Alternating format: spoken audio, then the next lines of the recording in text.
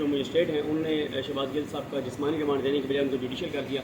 जब उन्होंने उनको जुडिशल किया तो आप उधर ही थे एपील की तहरीर में कि शहबाज गिल साहब को लेकर जा रहे थे डयाला और रास्ते से वापस ले बख्शी खाने में, और साथ ही आके नज़रसानी दरख्वास्त जो है वो दायर कर दी एडिशनल सेशन जज के पास। एडिशनल सेशन जज मोहम्मद अदनान खान साहब के पास जब केस लगा तो उन्होंने कहा कि ये क्योंकि जो है ये एडमिनिस्ट्रेटिव ऑर्डर है जुडिशल मजिस्ट्रेट का, तो मेरा दायर इख्तियार नहीं बनता। मेरा दायर इख्तियार तब था अगर इसके ऊपर ये जुडिशल ऑर्डर होता।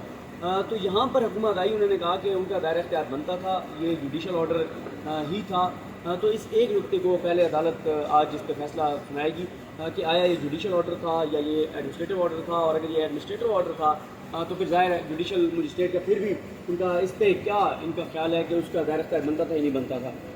तो इस पॉइंट को डिसाइड करने के बाद फिर केस के मेरिट्स पर जाएंगे कि आया जो जुडिशल मजिस्ट्रेट ने ये फैसला दिया सुनाया कि उनका जो जिस्मानी रिमांड है वो उन्होंने मजीद नहीं दिया, और हुकूमत की तो इस वक्त पूरी कोशिश है, जितने उनके बड़े बुकला आप देख रहे हैं पेश हो रहे हैं, 3 वकील पेश हो रहे हैं, साथ उनके 7-8 मामलीन पेश हो रहे हैं। तो आज तो शहबाज गिल साहब की तरफ से भी स्पेशली सलमान सफदर साहब को लाहौर से बुलाया गया, तो मेरा ख्याल में उनके पॉइंट्स भी बड़े सॉलिड थे, और स्पेशली उनको बुलाने की वजह यही थी कि दूसरी तरफ टीम जो है वो बड़ी मजबूत टीम आई है। बिल्कुल आपने दुरुस्त कहा, क्योंकि ये केस इस वक्त तहरीक इंसाफ के लिए बहुत सीरियस केस है और इसके लिए बहुत सारे इसके नताइज होंगे।